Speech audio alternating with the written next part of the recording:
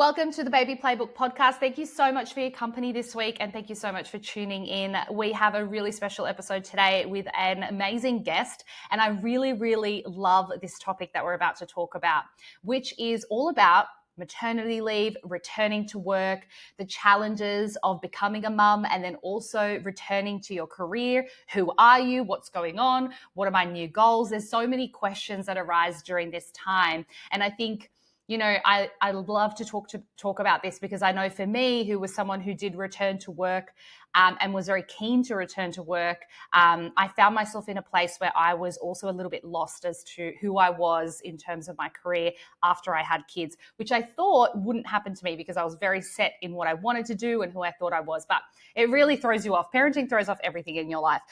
So today I'm really excited to be joined by Kelly Pryor. She's the founder of Cake. Now, Cake is a pioneering platform that bridges the gap between businesses and professionals, particularly parents. And it has this really deep understanding of what parents need in terms of lifestyle, well-being, balance, what they can provide businesses, new perspective, goals. It has a really great understanding of parents re-entering back into the workplace and what not only they can provide to businesses in terms of like their amazing new work ethic, their efficiency, all of the amazing things that happen to you once you become a parent, but also what they need in return from businesses to be able to really be a great employee. So Kelly, first of all, thank you so much for making the time today. Well, thanks so much for having me on. I'm so excited to be here. Well, I would like to first get a little bit of an idea of you and what led you to create Cake. Give me a little bit of background there. I'd love to. Cake I came up with the idea about 10 years ago now. I've always worked in small, medium businesses and realized businesses, their budgets are tight, and my background is in marketing, and marketing as a discipline is highly broad, but then highly specialized. And, when you're the marketing manager for a small business, you're expected to be everything. And it's like, oh, you must understand how to write code for the website that you're going to build for us, and be a graphic designer and a photographer and have all these journalists. And I just thought it's unrealistic to have all these expectations for one person to be a unicorn, as highly capable as that one person might be. And the analogy that I like to compare it to is it's like going to your GP and saying, I need triple bypass surgery and cataract surgery and root canal, and I need it all yesterday, and I've got a budget of $100. And it's just not going to happen. And so then I thought, wouldn't it be great if businesses could have access to 7 hours of a copywriter and 4 hours of a web developer, or whatever it is, the skills that they need. And you can get those access to those skills with freelancers, but there's no one actually coordinating all of those things together. And then on the flip side, 10 years ago, when I was looking at long-term planning, I knew that I wanted to be a mum one day, and I knew that I wanted to work flexibly. Pre-COVID, working from home wasn't really a thing. And at the time, my options were professional dog walker and children's party planner and volunteer at the library. And those are lovely vocations, but they're not my skill set. I have an MBA and I have valuable skills that I can contribute to a workplace. And I was so frustrated, and I wasn't even a parent yet. And I thought, if I'm this frustrated, there must be thousands of parents who are frustrated. And we're, as a society, leaving money on the table when we're letting skilled, highly professional, capable people leave the workforce because there's just not a system to support them. So those two drivers is what led me to create Cake, because I believe businesses and parents deserve to have their cake and eat it too. I love it. I really love this concept. And you're right, because I think you shouldn't be, I guess, left to the side just because, for example, you might not be as available as someone else, or you might have, a shorter day in comparison to others. Like, I think you still have that skill set. You still have so much to bring to the table. I think the question for businesses should be, well, how can we make this happen, right? Like, how can we collaborate and make this happen? So let's talk about maternity leave first, because I'll share a little bit about my experience here. Is, as I've mentioned previously on the podcast as well, is before I went on maternity leave, I was very driven, career was going great. I was kicking a lot of goals. So I genuinely, as many parents do, didn't think that a baby would really get in the way of that. I really thought I would just be able to kind of come back to work really quickly, it'd be fine, everything would be fine and dandy, which it wasn't in the sense of it just took me a while to reprogram what I thought a return to work would look like. And, and on top of that, you're balancing the fact that, you may have gone through some postnatal mental health, and then you're also trying to organize care, and like there's so many different elements to it. But let's first talk about maternity leave and how it can feel for mums and dads. There's a real shift in that time. How do you explain it? The best way to describe it from my own personal experience is I feel like I was chucked in the washing machine and spun about and then wrung out and then hung out to dry in the sun. And eventually the sun came out and, I dried out. And but it's definitely a whirlwind experience because, as you've said, there's so much that shifts. And I don't think I was as prepared for it as I think. I don't even know if you can prepare for it. It's such a beautiful time, but it's also identity morphing. Your relationship changes, especially as you said, when you are so attached to your old identity in the workplace and your career, and then when you have to sort of rearrange that, not let that go, but just rearrange what that looks like. It's definitely a whirlwind washing machine experience. Well, it was in my case anyway.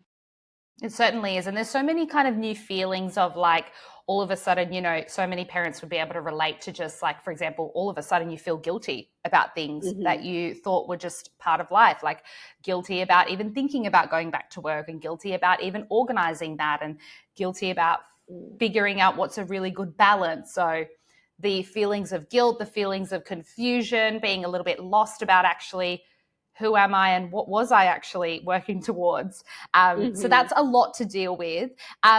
You talk about this period in a mum's or dad's life being quite a pivotal transition, especially for mums. How so? How do you explain that? I describe it as a full system reboot, and some things that were really important might shift, and other things might actually just be fortified, and you double down on that. But it really is a pivotal transition, and I think it really redefines everything, and the support that you need during that transition, I think, is what's key, because no matter what, you're going to have a messy middle. But if you've got the support around you to help that transition and navigate through that, I think that's what's key. And personally, I think motherhood or parenthood is the absolute best leadership training around. It requires self-awareness. It requires a new level of nervous system regulation. Your problem-solving skills go through the roof. You're tapping into creativity that you didn't know you had before, stakeholder management, negotiations, resource management. It is the best leadership training going around, in my opinion, but it needs to be supported and resourced. Yeah, 100%. I think the other thing about this time as well, and I remember reading this book that I was gifted during pregnancy, and it didn't really make sense until I was in the newborn stage and I reread it, which happens a lot with parenting books that you read. You like read them and you're like, oh yeah, and then all of a sudden you're rereading them in the thick of it. Yes. It's a book called Not So Mumsy by Marsha Leone. And I just remember, it's a really great guide for all different things. But I remember in one of the chapters, it was talking about career and work and how there is a shift in that. And specifically, she had this like questionnaire, and she said, go through this questionnaire once you have your baby. And it was just things like, what am I good at? What am I now really good at? What are my actual passions? What is actually worth me stepping out of the house and like not seeing my child for 7 to 8 hours? It was a really just direct way of actually sitting down and having a think about, well, actually, yeah, what do I really enjoy doing, and what am I really good at, and what could I apply that to? Because I think we tend to just think, okay, well, back to work, back to the same job. But as you say, you gain all these amazing skills once you become a parent. Things like patience and understanding and collaborativeness with your partner, and things that can really be applied in the workplace. So it's good to have a bit of a think about, well, do I shift a little bit here? Do I think about something else? Do I, part of that, of course, Kelly, is flexibility and you have to really sit down, with your partner or yourself, and I think map out, okay, well, what do we need financially versus what help do we have? How much is daycare? There's so many practical things you have to think about for the return to work. What's your advice on really approaching that? And then on top of that, when it comes to, business and employers, negotiating that flexibility and asking for things to make it happen. Mm-hmm. There's a lot to unpack with that question. I think first and foremost, getting an idea and having open conversations with your partner and your support network at home is incredibly important. And the earlier that you can do that, the better. And as you say, you have this lens of what you think it's going to be, and then when you're actually in it, then you're going, oh, actually, we need to readdress this. So have that conversation early and have it often, because your needs will shift through that time, particularly in the fourth trimester. Thankfully, in this country, we're very fortunate to have paid parental leave to cover that very precious time. So hopefully the majority of the listeners here will be able to lean into that period and be supported because of that. But there will be shifts during that time. And so having those conversations early is really important when you do plan to return to work. And then on the side of the employer, hopefully you have an employer that you are working for who is led by values and wants to support the people in their organization who are supporting them. But having conversations early as well before you go on leave and what those expectations would be. And I'd say just having the confidence to advocate for yourself, because your confidence most likely will shift with a baby. And then that return to work, as you say, there's so many question marks, like, do I even want to go back to work? Is it worthwhile leaving, my baby in the care of someone else for 8 hours? And so, yes, with employers, it's really about having conversations early, having structured, documented conversations and making sure that things are agreed. But I would say that because you're advocating for flexibility, keep that in mind, that flexibility needs to be flexible and it will shift over time and evolve over time. So having those conversations with your employer as well to say, actually, look, I thought that I would be capable of this particular arrangement, but it's not working for me. Here's some other solutions that I can bring to the table where I feel like we can still everyone get our needs met. But advocating for yourself and coming to the table with solutions, I think will make the employer's ability to support that flexibility so much greater. You're so right. And I guess not being too fearful to have that conversation and to keep that conversation going as well, because I can imagine it's really daunting if you've, for example, said, hey, I'm coming back at 9 months, and then all of a sudden you're at the eighth month mark and you're like, I don't think I can do this. That can be feel really daunting. So being able to be open and honest about that. The other thing I'd probably add here as well, Kelly, if you agree, is really setting those expectations. So it's small things like, not maybe before you could answer emails post 5 p.m., but maybe now you just don't want to do that. So like really setting those expectations and those boundaries as well once you do return. Absolutely. Yes. Boundary setting is a big one. And I think that starts with you individually as well at home to say, look, whatever it is that you need, I need 20 minutes to myself in the morning or whatever it is. And then that's a really good training ground in those early days for you then to be able to advocate for yourself and have stronger boundaries when you need to have those conversations outside of the home and the village network. Yeah, really, really great tip there. It's also, I was going to say as well, really thinking outside the box when it comes to asking for flexibility, I think is really important. What I didn't realize is I was very much of like the status quo of like, okay, well, this is what they offer for maternity leave. And then it says I have to return full time by this point. I feel like, we are in this ever shifting workplace now, especially post-COVID. Everything's kind of blown up post-COVID in terms of like what you can and can't do. But, things like, okay, if I can't, for example, work 4 days a week, can I do this many days from home? If I can't do this, if I have to be in the office every day, could I do a half day from the office? Like really think outside the box, because I think we don't realize that unless we ask, they're actually not going to consider it. The Yes. employer's not going to think about it. We have to think about it ourselves and come up with these solutions for them, right? Absolutely, yes, and that's key. And it's touched on what I was trying to articulate before about flexibility needs to be flexible, and so it will evolve. But also, what you've rightly said is thinking creatively outside of the box of coming to the table with solutions to say, hey, look, this isn't working for me, but here are some other ideas that I've come up with that I can then still contribute value, but then also the business can then still maintain that value. And I think that's been one of the biggest roadblocks for businesses to support parental leave meaningfully, is that we expect, I guess, the modern plight for the modern mother and the modern parent is we pile more on and expect them to thrive, but we're not actually taking anything away or creating any sort of additional support structures.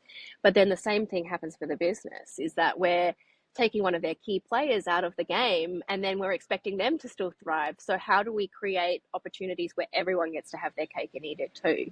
And as you say, thinking outside of the box and advocating for yourself to say, hey, here's a solution, what do you think, is a real key to do that. Yeah, definitely. One thing I also wanted to ask you, and we mentioned a little bit before, is this shift in your identity as well? Is not just, I guess, as a person, as a mum, and all of a sudden you don't know who you are in general, but also as a worker. I find I tell a lot of my friends now who are, just about to have their first baby and stuff, I have never been a more efficient worker than Yes. becoming a parent. I don't know if you found this, Kelly, but like, I Yes. do not muck around. Like, if I'm at work, Yes. it is 1000% work, because do you know what? I can't work at home when the kids are around. And I know that. It is so wild how much better of a worker you become once you have, you're pushed into that. You better perform during these hours because you're not going to get a chance to log back in. Yes, totally. I've always said if you want something done, give it to a busy mum or a busy dad, and they'll find a way to make it happen, because we just don't have the time to muck around. And it does really train you to be hyper focused and hyper present, I think. So when you are with your kids, you're present there, but then when you are at work, you're present because you're like, okay, I've got this window. How am I going to get all these things done? And you just find a way to systematically work through it. Yeah, it's really, really it's just shifted completely kind of my like thinking of parents and how they get things done. And also sometimes I think about, my parents, where this is pre-COVID and they just had to go into work physically every single day and still manage the Yes. pickup and all that stuff, which is wild, but they still got their job done. They came Yes. home and then they could still be parents. And you know what? It is that training. It's that new persona that you adopt, right? Now Totally. let's talk that balance, because you mentioned there a little bit about, that's a really good strategy. If I'm at work, this is what I'm putting my 100% of my focus on. And then when you're at home, you're home. How can we get that balance right of, I guess, working, mum, being available, but not too available? Do you know, it's a fine line, right? I think there's no rinse and repeat formula, because that balance looks different on every single individual. And it also looks different from, when you go from one baby to two babies.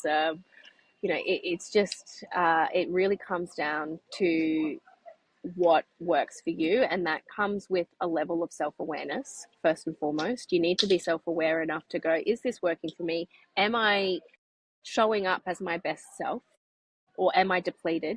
And if there's, some things that are happening where they're giving you indications, but hey, maybe I'm not showing up as my best self. Maybe I'm more snappy. Maybe I'm less patient. Maybe I'm, those little niggles are probably enough for you to go, oh, something might have to shift here. And for you to then think about what it is that you need.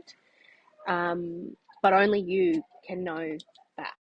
And then it's up to you to be able to then advocate for yourself, at home with your partner or your family, to say, hey, this isn't quite working. Because that blend, I say blend because I think balance isn't quite the right word anymore, because work-life balance, maybe it works, maybe it doesn't. I think it's really more of a blend.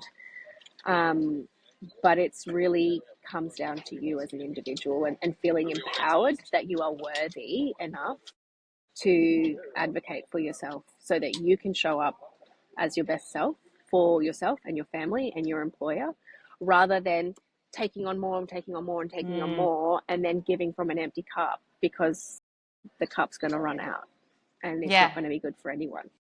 And sometimes that can be a hard pill to swallow, because I think, Totally. we do get fed this whole, you can have it all. But sometimes it's hard to kind of realize, oh, actually this blend is not quite, working right now. It's not to say it will never work. It might just be like temporarily this isn't working. And then having that open conversation with you, as you said, partner, family, employer, what can I do to shift this, right? Definitely. And I think coming at it from the lens of the people around you, your partner, your family, your employer, they all want you to thrive. Everyone wants you to thrive and to come out of this period as the best version of yourself. And there will be a messy middle. There's no buts, ifs about it. It's as you said, it's not quite the balance that you're looking for. It's a blend of things that are working, right, from all different angles. Because there's so much more to consider when you have kids around. I think I was a big kind of like yes man before I had kids, and I would always put my hand up for whatever it was, the new work project, the trip, or whatever was required. And sometimes, you start to kind of really value your time differently, value your presence differently, and then get this newfound kind of confidence in yourself and what you can offer, which is really nice. Can we talk a little bit, Kelly, about mum guilt? Because this is huge as well, just even when you start to think about coming back to work, and then when you are at work, there's no cure for mum guilt. But what's your advice there and how we can handle it? Just be kind to yourself as much as possible. And if you think that you're being as kind as possible to yourself, then double down on that and be kinder yet again. I was very lucky in that my mum was able to support us. So I went back to work. Well, when you own a business, you never really leave work.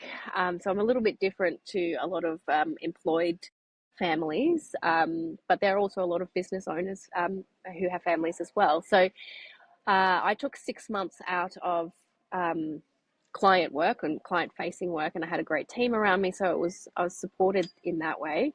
But then at 6 months, my mum was able to step back in, and we didn't have to go straight into institutionalized daycare.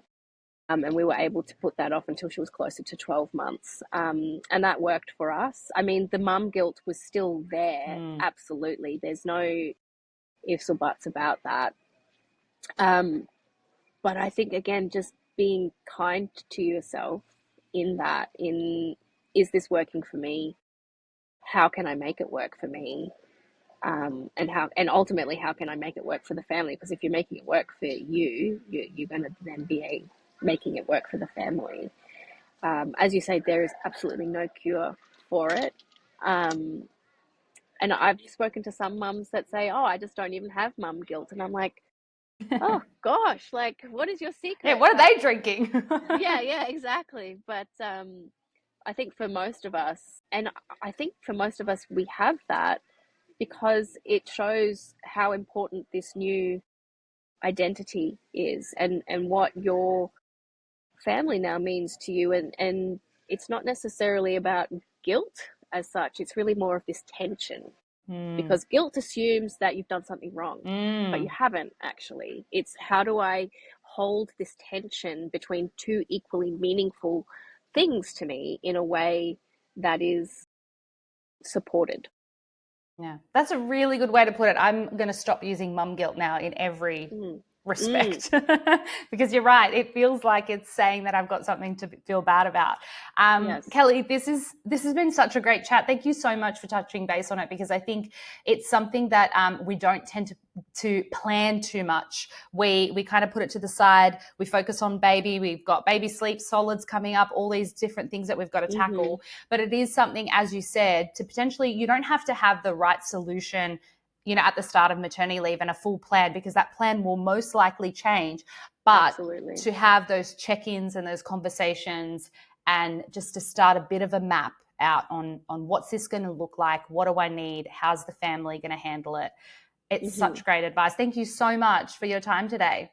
Thank you so much for having me. I've loved being here with you. Amazing. Now, if you do want to follow or get any inspiration or info, thecake.com.au is where you can head to. And I'm going to link the Cake and Kelly's Instagram in our description if you'd like to go throw a follow there. Thank you so much for tuning into the podcast. I'm going to chat to you next week.